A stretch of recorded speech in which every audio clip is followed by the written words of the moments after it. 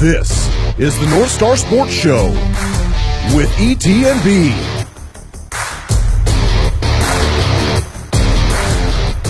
Northstar Sports Show with ET&B. Welcome back in. Thank you so much for tuning in.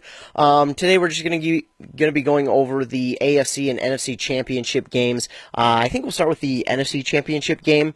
That game was between the Tampa Bay Buccaneers, of course they're in the Super Bowl, and the Green Bay Packers. That was in Lambeau Field. Going into that game, honestly, I thought the Packers had the advantage since it was in Lambeau Field, and it was the Packers actually were able to have fans in the stands, so I thought the Packers were definitely going to have an advantage, but it didn't go that way necessarily. You're telling me Brady in the cold won. Brady outside in the cold won a championship game? I mean, he tried to lose it really bad, but Yeah. it's good. They won team-wise, I guess. I mean, the 3 picks didn't help that team at all whatsoever, but we'll get into that. Yeah. So at the end of the first quarter, it was 7-0. Tampa Bay was up, and then going into halftime, it was 21-10. It looked like the Buccaneers might just run away with it at that point. They were really dominating. They had a couple sacks of Rodgers in the first half, and it really looked like on both sides of the ball they were going to absolutely destroy the Packers. And then coming out of the second half, it was a bit of a different story after that because, then the Packers started to find their rhythm and they started to get things going on offense. Not that they didn't in the first half, but after halftime they really came out and they started to get things going, started to click, it seemed like. Yeah, I mean, Rodgers always seems like he's kind of a second half type guy. He comes in, I mean, he'll do fine in the first quarters and about whatever.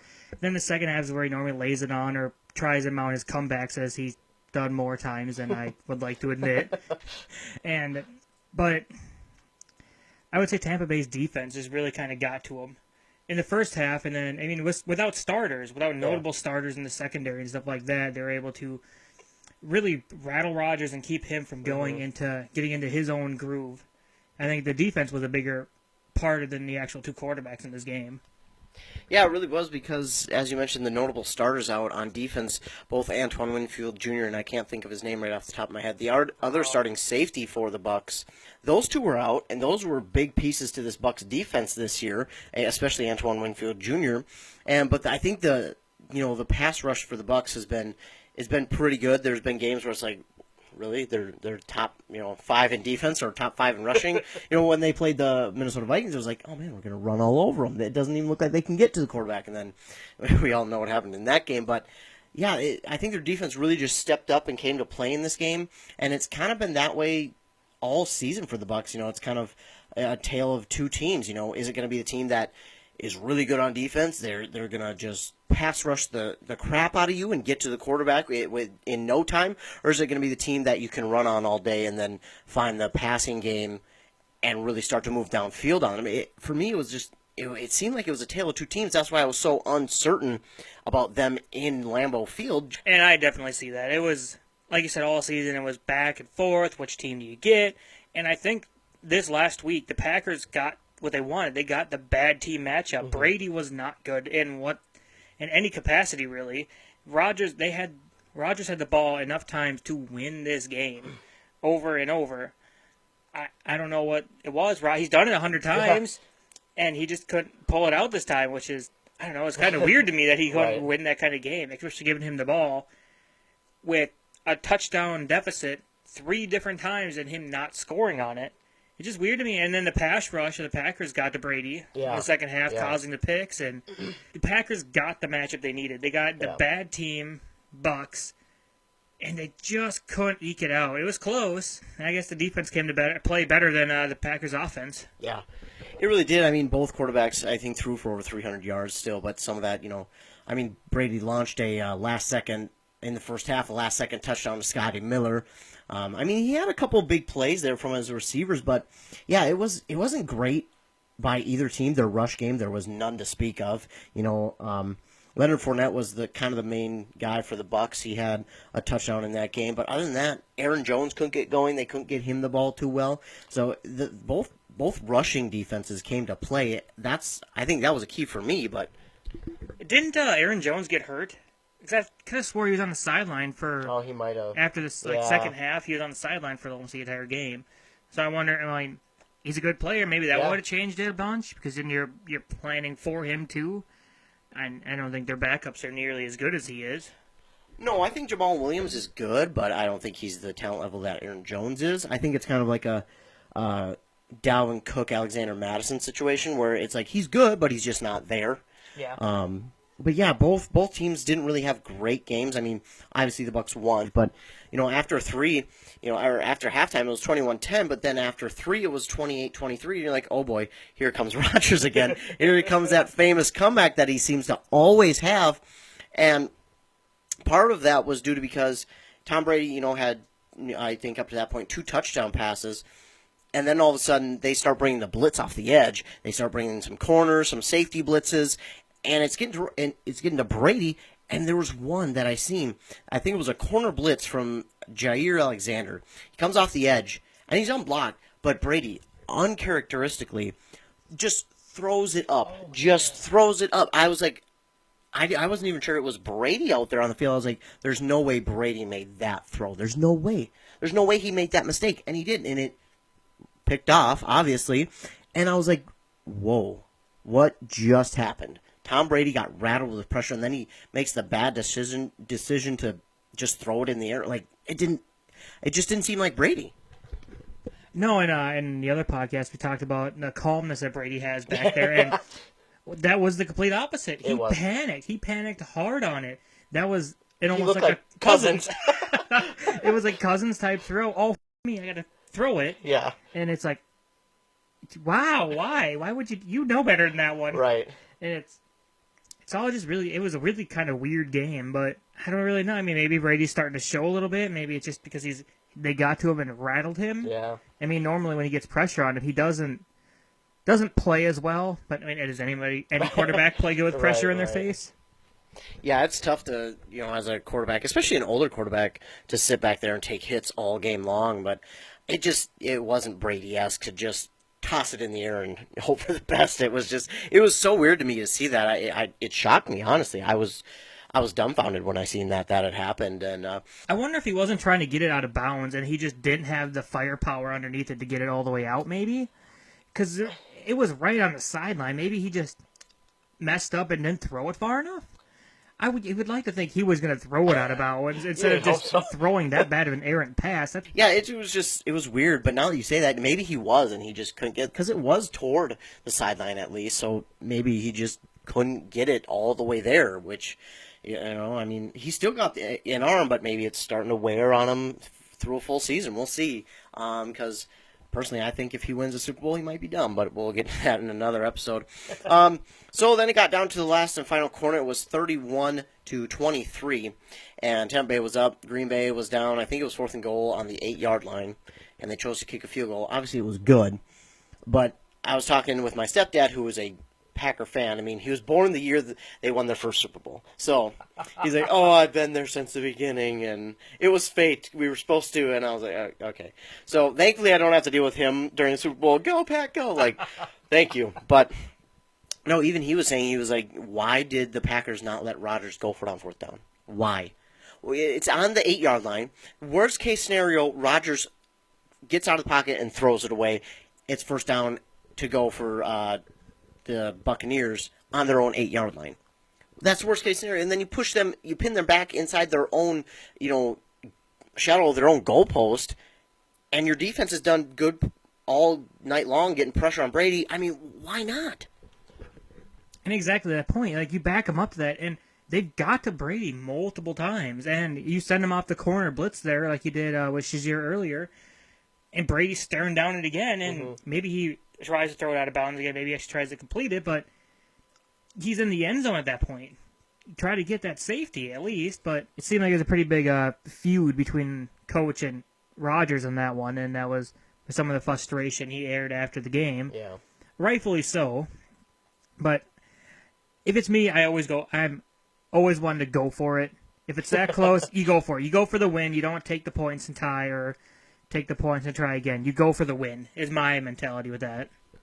Yeah, I mean, I looking at it from, coaching standpoint, I kind of get it, you're down by 8, and if you scored, you're still not guaranteed the 2 points. But if you get the field goal, then you're only down by 5. You go down and score a touchdown. That could be it, because your defense at that point had gotten to Brady, had made him make mistakes, and it looked pretty good. So I'm sure he was hoping for his defense to make another stop, but they just couldn't. And fortunately for us Vikings fans, the Buccaneers got the victory 31-26, and they're off to the Super Bowl. They'll be the first team to be a team who actually gets to play in their home stadium for the Super Bowl, so that's pretty cool. I really, I'm not cheering for either team, honestly. I'm kind of leaning towards the Chiefs, just because to see Brady get a 7th ring would be kind of annoying. But to see him get a ring with the Bucs, with Bruce Arians, and in their own stadium, I think that'd be kind of cool. I think it'd be really cool to get one in your own stadium, like you said, and everything. But I'm leaning more towards the Bucs, not for Brady or any of that, just for Winfield Jr. and Johnson. I like to see Gopher people, Minnesota people get rings when they deserve it. And like I said, Johnson, any other team, he starts. He's really good. Yep. And Winfield obviously starting. Yep. So I think I would like to see them both get a ring. But other than that, it kind of hit or miss for me. Right. As long as it's a good game, that's all I really care about. And hopefully they get a ring, I guess. Yeah. But, I mean, you forget that Damian Wilson is a Gopher on the Chiefs, so... Fair. So... 2-1. But he did get a ring last year with the Chiefs, so maybe it's time to, let them get one, and then you can go and win the next 5, is what it feels like for the Chiefs anyways. But, yeah, again, so the Tampa Bay, they'll actually be the home team. Do you want to go over the call that, I guess a kind of controversial call that most Packer fans hate on Johnson? Yeah. The pull on him? Yeah. I mean, I think it's a pretty blatant pull on the back of his jersey. I mean, they didn't call much all game until the last quarter. But you can't complain if it is the actual penalty. And I mean, I get that they weren't calling very much at all during the game. Like there's some bad calls no calls. Yeah. I don't know. I feel like you can't complain when they actually call a actual call, but I don't know. I watched that replay so many times, and I've seen highlights of it slow down, regular speed, and it's like, man, I hate to say it, but I don't think it should have been called, personally. I don't. Like, you see a lot more egregious pass interference plays than that, and they don't get called. So, I thought it should have been let go. That's just me, though. It was so tough. It was tough, because it's like, yes, when you slow it down in slow motion, it's egregious, but in just normal, live motion, it doesn't look that bad to me.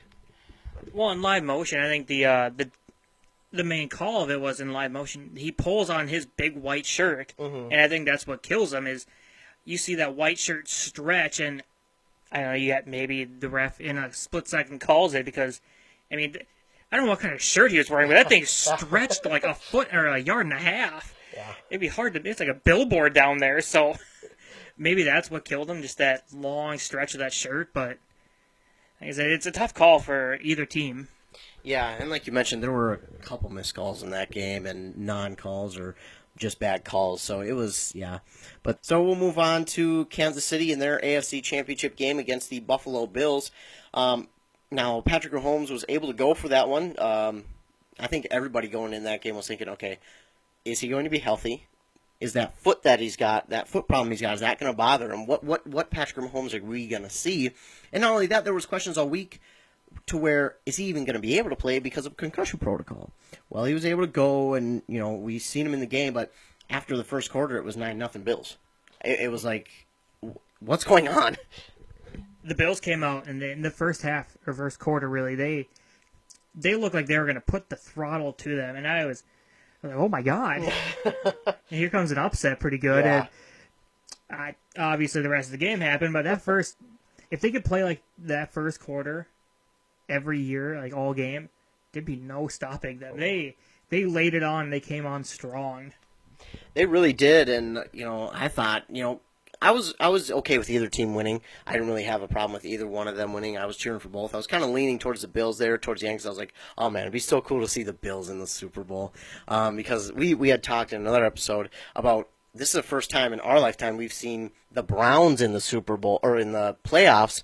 But to see the Bills in the Super Bowl, man, I mean, I don't know, even though the last time that happened, it's been so long since the Bills have even been in a Super Bowl. I mean, it wasn't too long ago that they made the playoffs again, but man, to see them in a Super Bowl, that would have been awesome. But yeah, 9-0 after the first quarter, and then the end of the first half was a much different story. It was 21-12, Chiefs lead, and Patrick Mahomes came to life, and he looked like the normal Patrick Mahomes, unstoppable. Yeah, it just took him a quarter to wake up. Is all. He's like, he cracked his neck. He's like, all right, let's go. We're gonna win the game. Kelsey and Hill doing their big normal games, and I think I want to touch on is the Bills' offensive line letting anything and everything through, and not even like on blitz packages. It's like 4-on-5, and you have 2 free runners. Did no one want to block? Is someone getting paid off here? Come on. Like, some of it was just bad. It was 5-on-5 blocking, and you had 2 free runners. I get people being beat, but this was pretty continuously getting beat, and it's just rough on the Bills. It was, and that didn't really happen until later in the game because I think the first half they were okay. The Chiefs were sending the blitz almost the entire game, but yeah, that kind of started to open up there in the second half. Because in the second half, I mean, yeah, I started watching it after that point, and oh my goodness, it was bad. It looked so bad for the Bills' offensive line. I mean, anything they were just letting through. They didn't even look like they tried or even attempted to get a hand on some of these defenders. I mean, I understand sometimes they were sending 3-4 guys on a blitz, and they were letting their guys be in one-on-one coverage. Even sometimes they'd have 2 guys not covered because they just trusted it, but it was working. And like you mentioned, some of the 4-on-5s, it was like, how do you get 2 guys to come through cleanly like that and absolutely lay a licking on Allen? It was, I don't understand how it happened. Unless they got really beat up in the first half and they were just tired, they were hurt, and that is the only, I don't know, a reasonable excuse. It wasn't even like they were stunting very much either. This was just straight up one-on-one, he beats you. And I thought the Bills had a pretty decent O-line. Not great, but not that. That was something. That was Vikings. And yeah, that was worse than Vikings. Cousins at least has time. Okay, so it was the Texans' O-line. But yeah, no, it was wild to see that, especially out of a playoff team. That's like a rebuild team where they got like backup linemen and stuff in, and they're like trying to make it work. But off the edge, up the middle, on the outside, didn't matter. They were getting home, and it got to Allen, and it got to the rest of the team really good. It did, because you started to notice that Josh Allen didn't have any time to throw. I mean, it snapped the ball, and they're almost right in his face. And he's trying to scramble around, and I remember watching it. He kind of got almost got the flow of it himself late in the game, because after 3 it was 31-15, the Chiefs had the lead. But it felt, you could just kind of see it after the third quarter ended. He just kind of started to get on a roll of, okay, take the snap, start rolling. And I mean, give a lot of credit to Allen, because, man, he stood in that pocket almost all game long. He took those hits. He got right back up. He was fighting. And I've loved Allen since he came to the league. I mean, first couple years he was shaky on his accuracy. That's why I was like, ooh, is he going to stick? But, I mean, he has progressed every single year, and this is by far his best year. And, I think having Diggs is a huge help. We didn't see that O-line during the regular season for the Bills. I'd say their offensive line was probably top 10 this year. So to see that especially in the conference championship game, man, you almost did think, man, is someone getting paid off to just come and crush Allen? It was scary, because I think Diggs in that game only had like 3 catches for 21 yards or something like that. They shut him down, and Allen, he was running around for his life. And I know Diggs takes some of the short passes sometimes, but a lot of Diggs' big game is over the middle and mid to deep long plays, and they just didn't have the time for that. And I know they kind of tried to adjust for it, the short passes. That's why Diggs wasn't as involved. Mm-hmm. And it's hard to get the high-profile receivers in the screen game, because they catch it and they're already there. They're waiting for that kind of play for that guy, and it just kind of was rough on him. And to top off your point, I really enjoyed Allen. I didn't really think much of him until there was one game where he ran over a linebacker and a safety, where he just took the ball and ran. And I was like, all right, I'm an Allen fan. You don't see a quarterback very often lower the shoulder, knock a linebacker to the ground, and then knock a safety down after that. It's like, all right, you're my guy now. Yeah, I mean, for me, it was when he, hurdled Anthony Barr standing straight up. But again, he's just got better and better each and every year. What'd you say? Coach, is that legal? Is he legal to do that? Right. Oh, man. It was impressive, but he's been impressive this year, and again, they just couldn't get the pass game going. The run game, there was nothing to speak of in the run game. It was bad. Josh Allen turned into both the quarterback and running back there late in the game, and, they still scored in the fourth quarter. They scored 9 points, but, I mean, I felt bad coming to the end of that game for Allen because you could tell he was giving it everything he could. He was laying it out on the line. He didn't care if he was going to walk the next day. He was going to try and get the win. And then, I mean, his O-line, they just did nothing for him. They didn't help at all, which is so unfortunate because at the end of that game, there was a little bit of fighting going on because Allen had taken a sack on a third down and made it fourth and forever. And he got taken down. And now he had a reason for what he did because Allen was hit, and then he was hit kind of late by Alex Okafor. Now, Okafor on the play before, I believe it was him or one of his teammates just got a roughing the passer penalty. Or maybe it was a couple plays before. But they just got a roughing the passer penalty just soon before that. And then this play happens, and he gets hit late after the whistle, and Okafor kind of gives him that extra shove that, no O-lineman or quarterback likes to get. And so Allen kind of just tosses the ball at him, obviously in spite. He tosses the ball at his helmet. But then Okafor gets mad. He pushes Allen, and then, his O-line comes in, and they have a problem with that, obviously.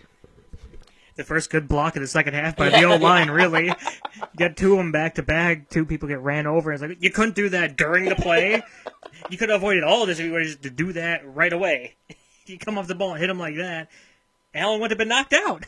Yeah, no, yeah, and Allen, he was so fired. I don't think he did it to be like, he obviously did it on purpose, but I don't think it was any malicious. He was just kind of ticked off, hey, you took me down, shoved me down a little bit extra. Didn't like that. Here's the ball, and he got flagged for that, which I kind of thought, really, you're gonna flag him for that, and you got him who just literally got roughed like 2 plays ago, and then had it happen again. And then you've got a fight going on in the center of the field. You're really going to flag Allen for that, really? I mean, all the penalties offset to, at the end of it, but it was like, really? I mean, it was a toss. It was a little at his helmet. Like, I mean, but I guess if you're going to be consistent, they got to be consistent. They were pretty good, though. The rest were pretty good at calling stuff in that game. But, yeah, unfortunately for Allen and the Bills, their kind of dream season came to end, and they lost 38-24 there to the Chiefs. And, again, Mahomes looked like Mahomes. Over 300 yards, 3 touchdowns. I think he missed 10 passes, or 9. He was like 29 for 38 or 39, something like that. He was Mahomes. He just make it look easy. He could, with his eyes closed, he did saw behind. Just, I don't know what kind of handicap you got to give team. Give him a 20-point lead at the start of the game, and then maybe it'll be competitive. But to touch on the next thing with Mahomes' big game, Kelsey got 13 passes, which is the most in a championship game by any player, which is crazy. Kelsey's just a huge part of that offense, and to go along with that, Hill and Kelsey is the first duo to go back-to-back 100 yards games with both of them, which only shows their passing game is just outrageous. Yeah, and they have weapons that they're not using too. It's kind of like, I guess, the Bucs. They have weapons they're not using, but Kansas City's just outrageous because Mahomes will just throw the ball in. All right, that's 70 yards, 60 yards, 40 yards. Ooh, 60 yards again. Just makes it look so easy. Yeah, it really does. I mean, it's like just a flick of the wrist, and there it goes. It's gone. And, yeah, they had such a really good season yet again. And like you mentioned, they've got weapons that they're not even using, like Mecole Hardman. But they get him involved, kind of the jet sweeps and everything. And Sammy Watkins, but he's not used as much. And I think, if he could be a 1,000-yard receiver in and year out. But you've just got Hill and Kelsey who, I mean, Kelsey's like a dang, running back in a tight end's body. I mean, he just, after the catch, he's insane. He just gets on his horse, man. I mean, what is he, 6'6", like 260? Like, he moves like he's Hill out there when he catches the ball. It's ridiculous. I mean, I watch them, and it's like, oh, he's going to go down. Nope, he's still going. It's like, how is he pulling away?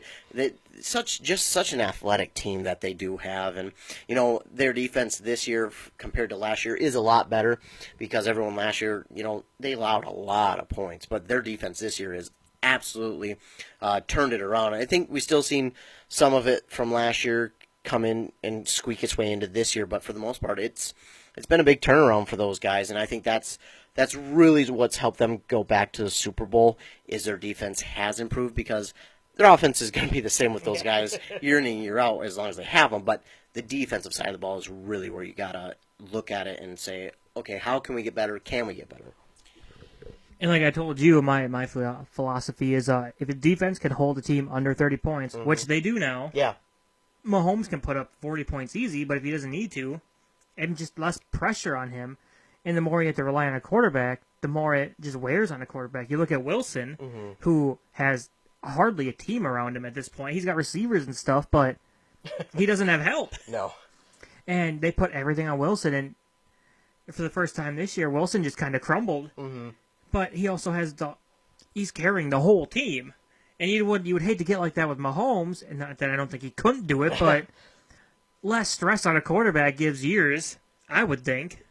Yeah, I would imagine it would. You know, I mean, his O-line isn't the greatest, but he's obviously made it work, and they're making it work. So, I mean, good for him. Again, hopefully it never crumbles on him like it did Wilson this year. But yeah, they did really well. I mean, they've got really no flaws really to talk about. I mean, you can try and pick some, but there's not a whole lot. I mean, their defense, it still has some holes in it. I don't think they've got the best pass rush defense that they could, and you know, they went out and traded for Frank Clark, who was really good with the Seahawks. He just wasn't the same player in the Kansas City defense. But I mean, I don't know what you're talking about. That D-line that attacked the Bills, that's best in the league. Yeah, holy crap! That was...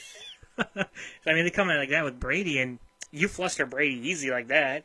I'm going to guess Tampa Bay will actually try to attempt to block a foreign concept, apparently, in the AFC Championship game. But we'll see how that goes out, because Tampa Bay has a pretty decent O-line, I thought. An okay O-line. It's not, you know, the Eagles O-line from 2017, you know, but it's a decent O-line. You got some veteran pieces on there who are kind of at the end of their career, but are still, you know, kicking it pretty good. And then you got, I think, probably one of the better centers in the league, in Ryan Jensen. He's a really good center. And then you got the young guy, Tristan Wirfs, at right tackle. He's done really well this year. He could be the, probably not an offensive rookie of the year because, I mean, has an O-lineman ever won that? But if a rookie O-line is to win it, it's going to be Mekhi Becton, because that man was phenomenal this year for the Jets. But yeah, so Super Bowl matchup going to be interesting. 11-5 Bucks, 14-2 Chiefs, NFC champions and AFC champions down in Tampa Bay, Florida.